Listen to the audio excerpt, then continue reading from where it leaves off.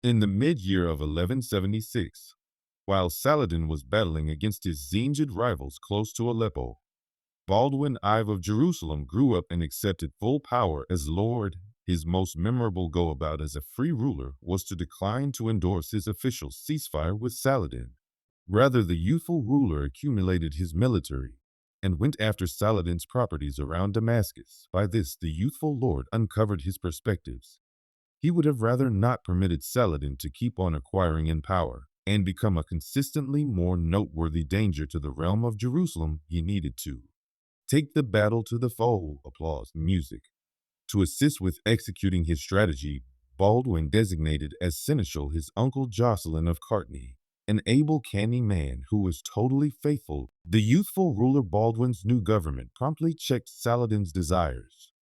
The ruler needed to quit attempting to vanquish Aleppo, and on second thought enjoyed to make harmony with the Zengids anyway. While walking back from Aleppo, Saladin goes after the professional killer power of monstrous the not set in stone. To obliterate this baffling request, for as of late they'd made an attempt to kill he chillingly. The endeavor was made by Mamluks remembered to have been totally faithful to the Ayyubid tradition. The ruler was worried that the professional killers had penetrated different positions among his inward circle, and he maybe figured the best way to wipe out the danger was to obliterate them totally. On August the 1st, 1176, ruler Baldwin IV gathered the Jerusalem armed force, got together with Count Raymond's power from Tripoli, and assaulted Saladin's region around the Beqar Valley. Saladin's nephew Taran Shah gathered a military and attempted to interfere with the Frankish strike, yet the youthful lord crushed him adequately at the Clash of Baalbek. Saladin got expression of this debacle and quickly deserted his mission against the professional killers again. The youthful Baldwin was obstructing his arrangements.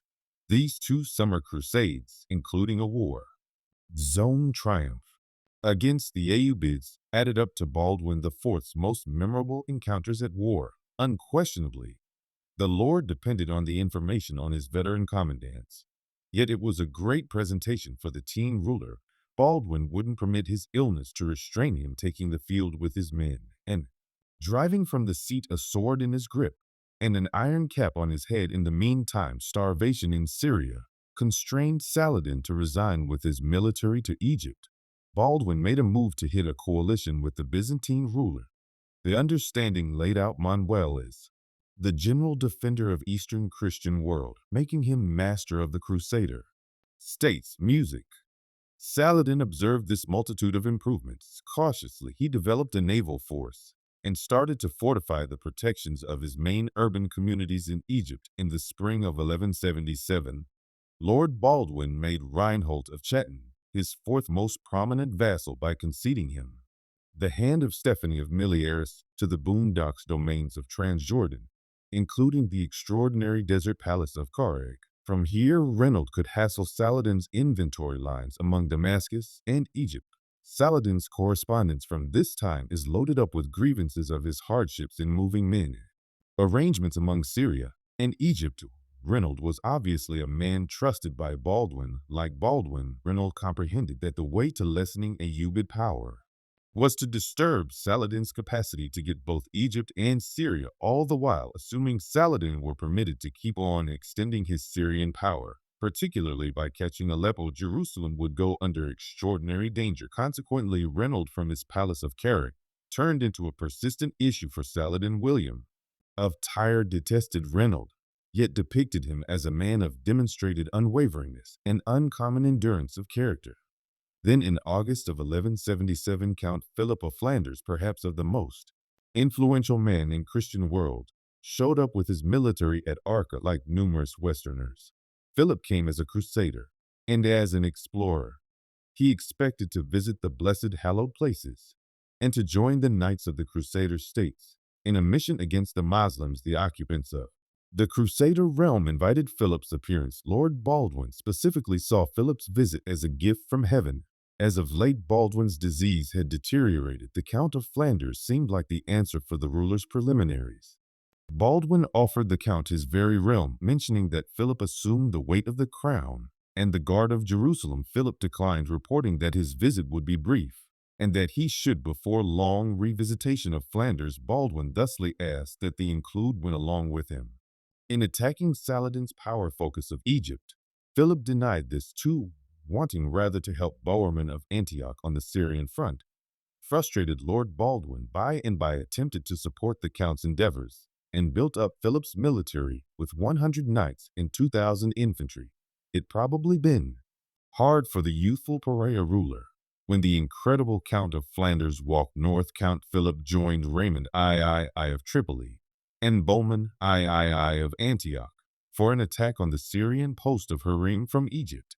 Saladin observed this. The king comprehended that it was to his greatest advantage to dispose of this new power in Jerusalem as fast as conceivable in the fall of 1177, with the majority of the crusader powers crusading toward the north in Syria. Saladin immediately jumping all over the chance. He collected the original capacity of his Egyptian powers. So huge was the ruler's military that its stockpile needs made food costs soar in Egypt. The writer William of Tyre demands that Saladin handle 26,000 rangers today. A few antiquarians gauge Saladin's powers more, like 12 or 15,000. Yet even at such a size, the Muslim armed force was gigantic and equipped for overcoming the realm of Jerusalem. On November 18th, the ruler crossed the Egyptian wilderness into Christian domain. Realizing that crusader powers were decreased, Saladin moved at a casual speed up the coast into Palestine, desolating and copying farmland and gathering goods. Terrific expert Odo of gathered the knights at their fort of Gaza. Yet Saladin circumvented the night fortification and drove for Ascalon, one of Jerusalem's key waterfront urban areas. In the meantime, Lord Baldwin assembled a couple of troops accessible to him. Joining the ruler were driving nobles Baldwin of Ramallah and Balian of Ibelin, well as Raynald of Chatillon. The crusaders had with them their most valuable artifact, the genuine cross, accepted to be wood from the actual cross of Jesus conveyed by minister Albert of Bethlehem. Out and out, the youthful lord's cavalry was made out of just around knights and 3,000 infantry. The ruler drew nearer Ascalon on November 24th. Baldwin realized that himself will generally be perilously dwarfed, thus resigned behind the city's walls. Now completely certain that Baldwin couldn't challenge him, Saladin dispatched attacking gatherings inside the wide open. A few Muslim contingents came to the actual walls of Jerusalem itself. Fresh insight about the king's raiding soldiers spread dread all through the realm. In Jerusalem, the residents concealed in the pinnacle of David, while the occupants of Ramallah deserted their city to take shelter in the braced port of Jaffa, or at the palace of Mirabel. Anyway, Lord not set in stone to oppose Saladin, he dispatched a message bringing the knights from Gaza. Soon, excellent expert Odo of Saul Oman rode up before Ascalon with around 80 night evenings, supported by the knights. Ruler Baldwin drove his military out of Ascalon to look for the fight to come. They walked up the coast to Ablan, and afterwards swung inland. On November 25th, Ruler Baldwin and his knights progressed on the foe. Saladin was shocked to discover that the Christians were moving toward the king was busy getting his military across a gorge close to the palace of Montigsard, a couple of miles southeast of Ramla. On the double, Saladin requested the thumping of war drums, the sign for his soldiers to reassemble. The Muslim soldiers mixed to exhibit themselves for the fight to come. Bedouin recorder Ibn al-Afir records the scene. The following thing: they realized the Franks had arrived with their units and their bosses. Saladin just had a piece of his military, since a considerable lot of his men had scattered looking for goods. When he saw the Franks, he stood fair with the men he had, despite the fact that Lord Baldwin had successfully accomplished shock, had opportunity and energy to get a decent part of his military into position. Ibn Shaddad, perhaps of Saladin's nearest worker, and his biographer, lets us know that the ruler himself later cleared up the circumstance for him. The Moslems had drawn up for the fight to come, and when the foe moved toward, a portion of our men concluded that the conservative ought to cross to one side and the left cross toward the middle, altogether, that when fight was gone along with, they could have at their backs a slope known as Ramla Lane. While they were involved in this move, the Franks charged them. William of Tyre likewise shows that Saladin figured out how to accomplish some degree of fight preparation. He composes the foe's powers who had wandered some distance away to look for goods started, to show up from various headings, a situation which extraordinarily expanded Saladin's solidarity. William of Tyre next portrays the beginning of the conflict. The positions of contenders on the two sides currently progressively moved toward one another, and a fight resulted, which was at first uncertain, yet the powers were extremely inconsistent, the Christians anyway reinforced by the elegance shared upon them. From a position of great authority, before long started to proceed with truly expanding hairlessness, Saladin's lines were broken, and after a horrendous butcher compelled to escape, as both William and even Shaddard bring up, it was the charge of the Christian cavalry that broken Saladin's lines. A pioneer, present for the fight, later described to the senior member of London, the assault drove by the fantastic expert of the Knights Odo of Saint Amand. He brought himself into fight with his men, reinforced by the indication of the cross, prodding all together as exclusive they made a charge. Going neither to the left nor to the right, perceiving the brigade from which Saladin directed, they manfully moved toward it, promptly entered it, perpetually thumped down, dissipated, struck, and squashed Saladin's Mamluk protectors, wearing yellow silk over their breastplates, were killed nearly to a man. The ruler himself was almost killed by the charge of the knights, yet he figured out how to mount a dashing camel and rush away to somewhere safe with a couple of mates. The Clash of Montigsard was an extraordinary victory for Lord Baldwin IV.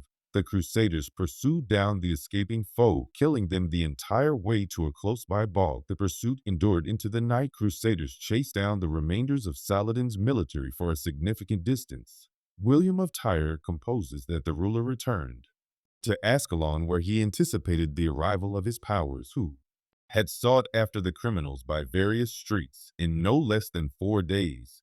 They had all shown up stacked with loot, conveying tents and driving before them slaves, troops of camels and ponies. They came by the expressions of the prophet, as men cheer when they partition the ruin. In their scramble for well-being, the Muslim survivors deserted goods, detainees, and weapons. Saladin's own excursion across the Sinai desert was dangerous, with Bedouin irritating him and his practically exposed sidekicks. The flight was especially troublesome, as fierce tempests seethed for 10 days, making numerous criminals persuade lost exclusively to be caught by crusaders. A couple of days after the fact, William of Tyre reviews, numerous in their obliviousness of the areas and feeling that they were coming back, introduced themselves in our towns, either to voyagers or to the people who were hunting them. On arriving at the Egyptian boondocks, Saladin dispatched couriers on camels to Cairo, guaranteeing any future revolutionaries that he was alive. Once at Cairo, he utilized transporter pigeons to declare his endurance all through Egypt. By and by, the loss was very embarrassing for the ruler, and his distinction was harmed, according to the two, his subjects and his foes. Ruler Baldwin and his men had accomplished an extraordinary triumph. Saladin's losses were tremendous, with something like 10 of his powers figuring out how to escape. Subsequently, the realm of Jerusalem was saved, that a little multitude of crusaders and knights drove by a 16-year-old pariah accomplished. This is genuinely momentous, yet Baldwin realized that there would be additional difficulties in the future from Saladin.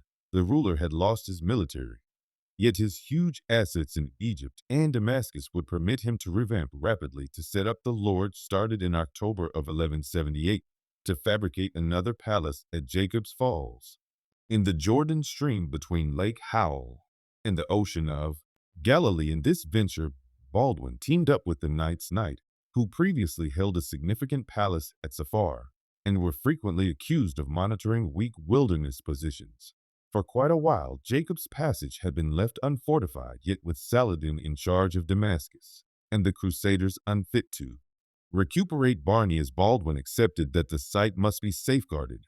A palace in this position would impede an attack of Galilee and give a base to striking into Haran. By the spring of 1179, the inward wall had been raised, yet the external wall actually should have been done. The arranged stronghold would be one of the most grounded in the locale. The work occurred while Saladin was blockading the dissident emir, even al-Muqaddam at Balbek. Yet the ruler was watching the undertaking with worry for him. The palace was an unfortunate danger to his region. He offered Lord Baldwin 60,000 dinars to obliterate the design, and afterward 100,000. Baldwin denied the two recommendations. Saladin put this cash rather toward a tactical arrangement, dispatching assaulting gatherings to disturb the domain around Jacob's Post. In May 1179, the king sent off a power to test the palace's protections, yet the genuine confrontation came on June 10th, when Saladin's military stood up to a Frankish power at the Skirmish of Marj Ayun. The fight occurred between the Lentes waterway and the upper Jordan northwest of Barnias. Saladin opened the mission by arranging his military at Barnias. From here, he dispatched attacking gatherings to copy the towns toward the east of Sidon Lord. Baldwin collected his military and walked to ease the compromised locale. The Christians set out from Tiberias toward the night palace of Sephar to Toron, and afterward toward the eastern flank of the waterfront plain, ignoring Marj Ayun. From here, the crusaders could see the tents of the king's principal armed force. The Lord alongside his commandants chose to send off a quick assault, expecting to surprise the Muslims. The Christian cavalry progressed in front of their infantry, wanting to send off a conclusive charge at first. This is precisely the exact thing happened. Baldwin's military got Saladin's separations as they got back from striking the towns ill-equipped. Muslim horsemen were immediately crushed and escaped. The Franks currently moved to wrap up the mission. A piece of the Christian armed force progressed on the ruler's camp, while Raymond of Tripoli and the knights involved the key position between Marj Ayun and the reiteration gorged the infantry assembled ruin and rested music. Anyway, Saladin then executed a shrewd shock attack, rapidly reassembling his primary power. The ruler progressed quickly on his adversaries. The crusaders were gotten ill-equipped and gravely crushed. The knights were at the very front of the battling, and a large number of them were caught or killed, including their fabulous expert, Odo of Salmon ruler. Baldwin himself scarcely got away with his life. His disease delivered him unfit to mount his pony, and he must be conveyed to somewhere safe and secure by his knights.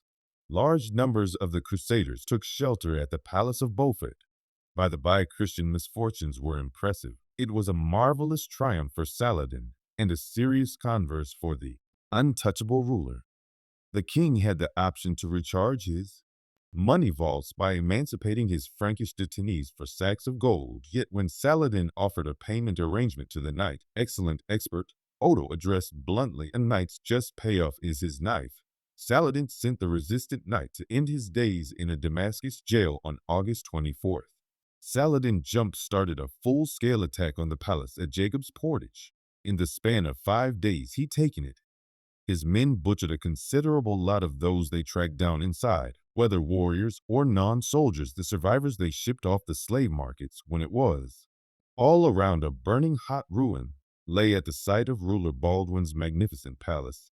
Saladin had caused a significant opposite for the realm's guards. Anyway, the Muslim armed force experienced an episode of plague which killed a large number of Saladin's soldiers, including 10 of his main emirs. Still, the mission was a reasonable accomplishment for the ruler. He followed it up by attacking the farmlands around Tiberias and Beirut to spread fear and a feeling of uncertainty all through the realm. Baldwin IV showed staggering purpose all through this troublesome period, yet the battling of 1179 negatively affected his well-being while at the same time battling close by his men in the sloppy, rough landscape along the Jordan. The ruler's condition crumbled, and before the year's over, his sickness had extraordinarily progressed. Baldwin felt himself close to death and did whatever it takes to get his realm, even as his incredible foe Saladin developed always strong in the future. We'll follow the pariah lord into the most difficult time of his rule, when his body bombed him and everything appeared to be lost. You